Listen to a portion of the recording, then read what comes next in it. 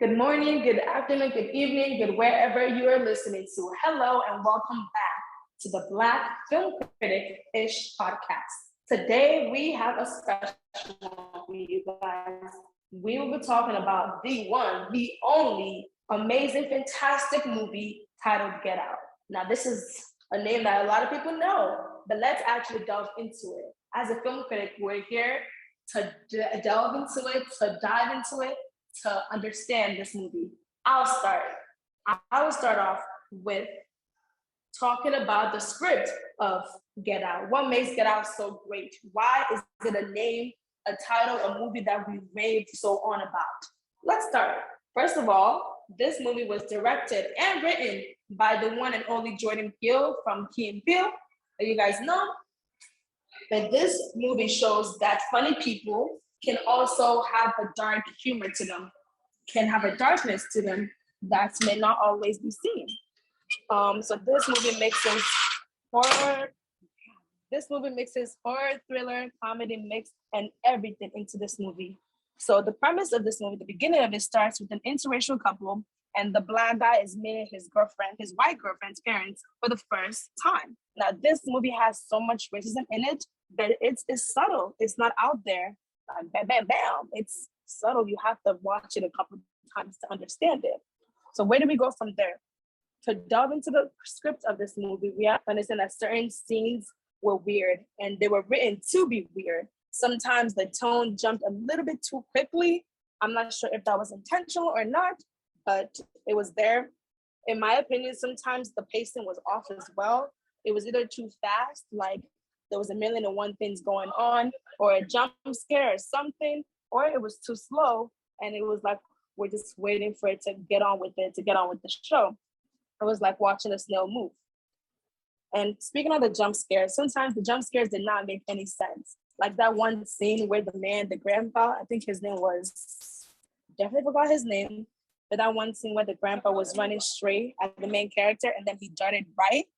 Now, I didn't understand it at first, but after watching the movie a second time, I later put together that the grandpa used to be an Olympic runner and he lost to Jesse Owens. So that was why he was practicing running like that for a rematch, or I think it had something to do with him just always running like that, and he had a problem with him, and he wasn't able to run as well. It was also that. Another thing that was weird to me was the trailer of the movie. It had a roaring deer scene, but that wasn't included in the movie for some reason. And I was interested, caught unaware at the trailer, but it wasn't in the movie, so I was a little bit confused. But to close off this little spiel by Jordan Peele, first, I loved how this was a horror. I loved how this was a horror movie where the Black guy did not die first. That's good to know. That's good to see. It's very, very refreshing. I also liked how I really didn't pick up certain things until the ending. I didn't pick up certain things until after I watched it twice, 3 times. And that's really what makes a movie great. Not the top level, surface level stuff, but it's the deep, emotional stuff like that I personally love. But yes, y'all, that was my little piece, my little spiel on this movie, Get Out by Jordan Peele. Get Out is a phenomenal movie that utilizes the racism and prejudice that African Americans face and portrays it in a horror sense. It does a spectacular job with its editing and camera work, especially with how the camera captures each character's facial expression, which is what I will be talking about primarily. Whenever the camera focused on the house workers, their facial expressions will be either very off or very extreme. Additionally, when Georgina and Walter were introduced, an eerie theme played. There are several instances where this happens and indicates to the audience that something isn't right. One instance is that when the family brings up the grandfather's get-together, Georgina, the houseworker, pours iced tea into their glasses. As she's hearing the contents of this conversation of this get-together and filling up Chris's cup, the camera focuses on her facial expression. She looks as if she's traumatized and is silently suffering. This kind of foreshadows that she's really traumatized from this event and that this event is dangerous and damaging to her. Another instance is at the dinner.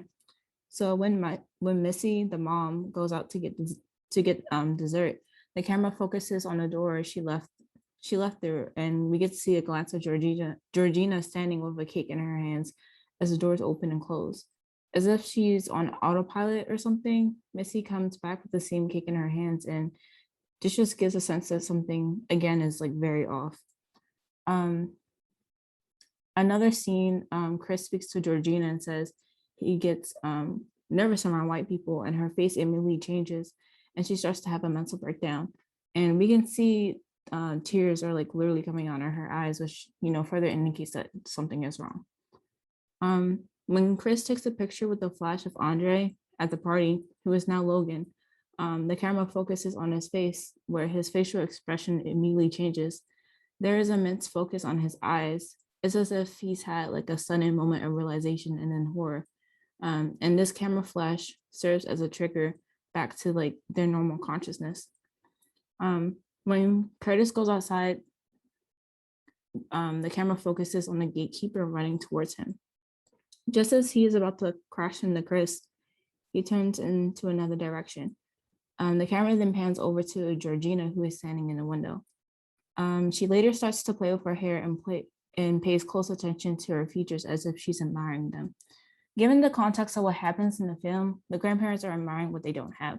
The grandfather is admiring the physical strength of Black people, while the grandmother is admiring the physical features that Black women have that white women don't. So, additionally, the camera portrays horror in such an interesting way that we don't really see in like other cinema. So we see that Missy has the power to trigger PTSD, and she puts her patients into like a paralyzing state. This is seen with the camera's focus on her stirring a spoon in a teacup and making eye contact with her victim. She first utilizes this power when she catches Chris coming back into the house and subtly hypnotizes him. During the process, she has Chris relive his trauma as she asks him personal questions. The camera depicts a child sitting in front of a TV with static and rain in the background. The camera then focuses on Missy stirring her spoon. The camera then turns to Chris as we see tears come out of his eyes, and we hear Missy command Chris to sing in a low edited voice. This signifies that she has the power in this situation. The scene transitions back to the flashback of as Chris as a child, and we see him sinking through. And this actually transfers to him sinking through a space of nothingness, where we see Missy looking back at him on the screen. This gives the perspective that Chris is dispatched from reality. Missy reveals to Chris's dispatched body that he is in the sunken place. The camera turns to him screaming, but nothing audibly comes out. The scene shows that his consciousness is not there, but his body is paralyzed. This gives the perspective that Chris is, like I said earlier, like he's dispatched from reality. And this is a great use of editing, as it shows that Chris is tapping into his inner and suppressed trauma. There are many instances of offness captured with the camera work in editing. This is seen especially with the character Rose. One example is when Chris brings up to Rose that he was hypnotized by Missy. The camera focuses on Rose looking into the mirror, where she realizes what happens and then feigns surprise. When Chris tries to leave the family house, he has Rose look for the car keys. As she is searching, she has a distressed expression as if she's stressed out. When she reveals that she has had the keys, the camera focuses on her face in a calm, controlled expression. This signifies to the audience that all of this is planned out. When Rod calls Rose, he asks about Chris and his whereabouts. And the camera focuses on Rose, where she talks to him with a straight face with no emotion. However, her vocal expression is very emotional. The camera work and editing focuses a lot on Deer, and I believe this to have a deeper meaning. So Rose, earlier in the film, she did a hit and run on her way to her parents' house. The camera pans to Chris having an emotional reaction to the dying deer as if he was experiencing PTSD. Later, he reveals that his mom died due to a hit and run, and this shows that he is traumatized. This is very important as this foreshadows the entire movie. Later, when Chris wakes up in the room, the camera shows him looking up at a taxidermy deer, just like he is a deer in headlights. It shows that he is, in that moment, captured and vulnerable. Another instance is when Chris is running away from the family's house. The camera shows Chris doing a hit and run, on the houseworker Georgina. The camera flashes back to him as a child watching TV. He immediately starts to relive his trauma as his mother was in a hit and run and died where no one helped her. Not wanting to relive his trauma, he decides to help Georgina. Also, the camera work and editing showed a lot of like switching roles. So there's a scene where Chris puts cotton in his ear so that he won't be hypnotized by Missy. And I think this is a reference to show how slaves pick cotton and was used to keep them in slavery, but he used what has been used against his ancestors as something to help him. Another example is Chris using the taxidermy deer to kill Dean, the father, and I believe this is also a reference to a deer in headlights. Dean is caught off guard like a deer and killed. Initially, deers are usually seen as innocent, so innocent kills. Get Out does a great play on racial biases in terms of horror. This is seen in the final scene. There's a scene where Rose eats cereal in a really weird way. She has a bowl of just cereal, which is Fruit Loops, and a cup of milk. She eats them separately, and I believe this to be a reference to segregation and how, quote, colored people are not equal to whites. In the final scene, the camera pans to a cop car where Rose calls for help and Chris immediately puts his hands up. Not only does the situation look bad given Chris's bloodied state, but given the context of police brutality, we assume that the police will take Rose's side and arrest Chris. It later reveals that it's an airport police car and Rod comes out. This is amazing detail as it plays into the horror theme, as we are dreading the outcome of like the police coming to aid the white woman, but really it's his friend. So overall, they just do a really great job with like the camera and editing work.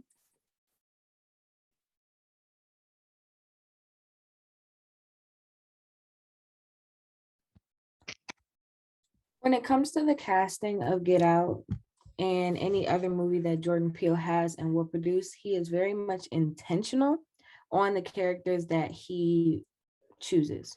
When it came to Get Out, he wanted to choose characters that were more relatable and emphasize the fact that racism has many layers to it. So when he chose the characters, he was choosing people that we can more so relate to.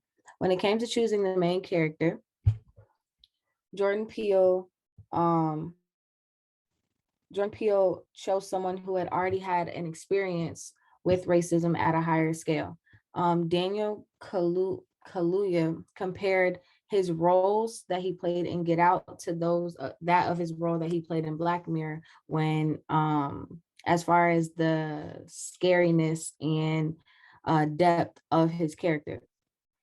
In 2013, Daniel actually sued London police because of racism. He was pinned down and strip searched for no reason. So he took that and used that within his role in the movie. Jordan Peele wanted to cast an actor who could only relate to this specific role. A Black man who we could see looks like our fellow Black men in America.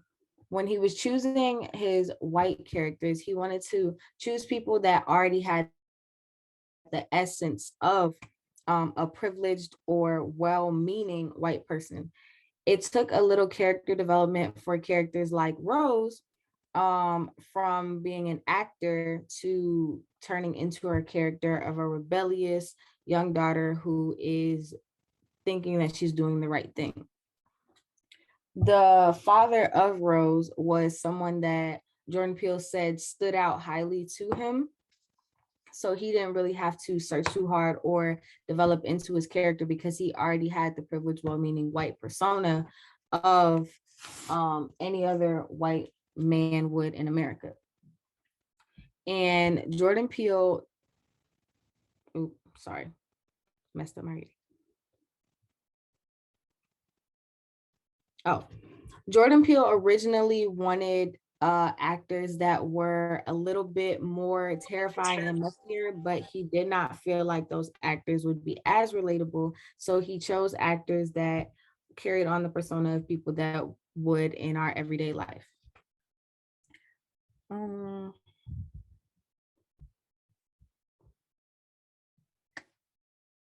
Oh, yes, I finished.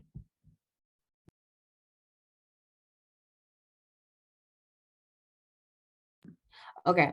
And for the main character, the extra character, Jordan Peele wanted to draw, not yeah, Jordan Peele wanted to draw attention to the audience. One thing that he does well in all of his movies is that he includes the audience whenever he is assigning characters or throughout certain movie scenes as far as close-ups and everything. So one thing he wanted to do with the character Rod, which was the TSA agent, the best friend, kind of the side character, he wanted to put him in a position that allowed the audience to feel like they were actually living the movie with the characters. So with that being said, Rod is not just comedic relief, but he also plays the role of the audience, and is showing our thoughts to basically our thoughts to the T.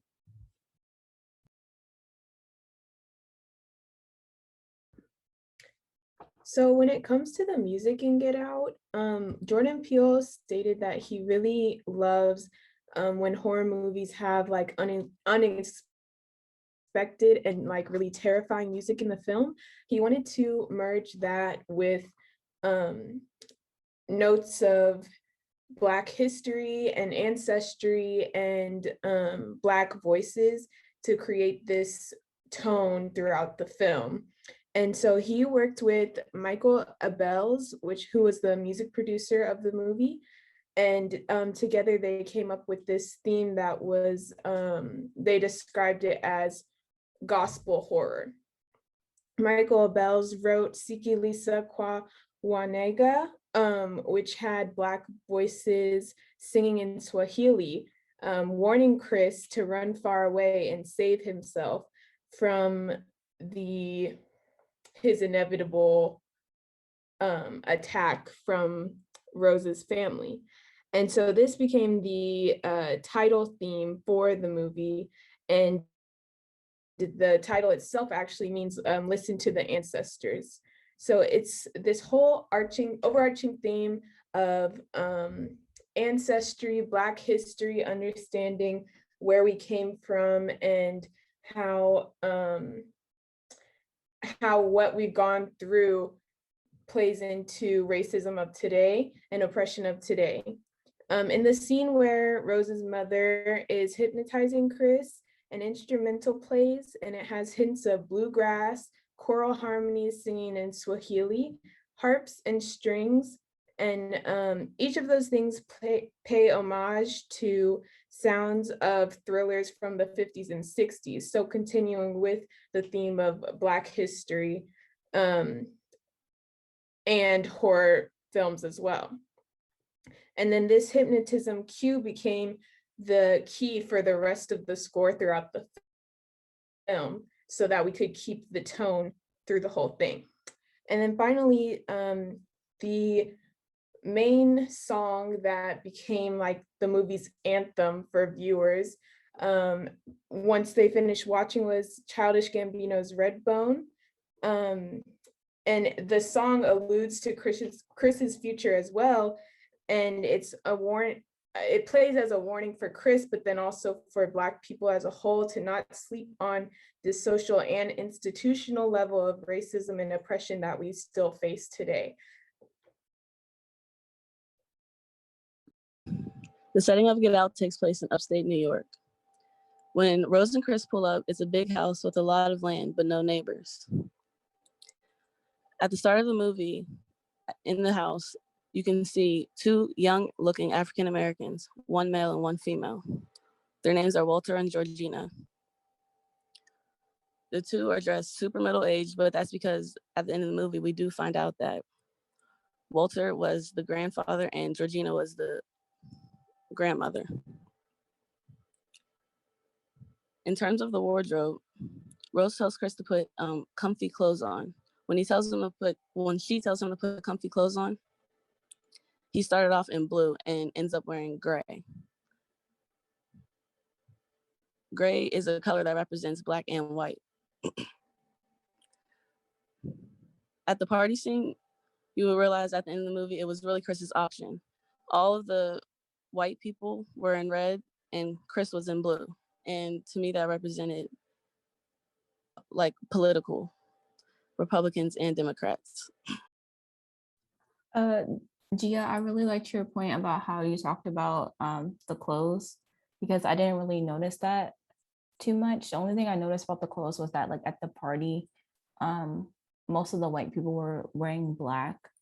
And what I thought about that was that like, I guess that the people that were wearing black wanted to be black. Because like most of the people at, you know, the scene with the silent auction, like to me, that made me think that like they kind of, them wearing black clothes kind of depicted how they wanted to be black and have the quote unquote benefits that come with being black. But I never really thought about them wearing red to represent them being like Republicans, and Chris wearing blue to be Democrat. So I thought that was like a really good point. Now that you say that they were in all black at the auction, that could also represent like his funeral too. That's a really good point, actually. So what do you guys think is like the psychological impact of the film? Because for me, I know and like Peace was saying earlier, like I know I watched it multiple times since it came out originally, and still to this day there's new things that I'm finding out about the film and everything that Jordan Peele thought through. And just my biggest takeaway is that so many white people heard the hype about it and they went to see it, and then they were like, I don't get it. And I feel like it's just one of those movies that are made by us for us type thing. And it's just really genius. And that it's one of those things where it's only someone who has lived the experience of certain things, like all the backhanded compliments he was getting at the party and like stuff like that, that you can only really understand if you've lived life as the Black person. What do you guys think? I agree, because like it's really not that hard to understand. Like it's not that they don't want to get it. You can get it, you don't want to get it.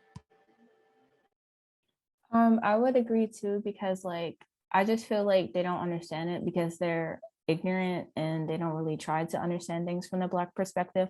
Also, they will never truly get things from the Black perspective because they're not Black themselves. So how are they going to understand it? So it's just like I believe it's more so of a thing of ignorance. Well, that concludes our podcast on Get Out. We hope you all enjoyed our wonderful discussion that we had. I think we made a lot of really good points here. And we hope that you take what's been said here and take it home with you and just let it fester. But thanks for coming, and tune in for next time. Bye.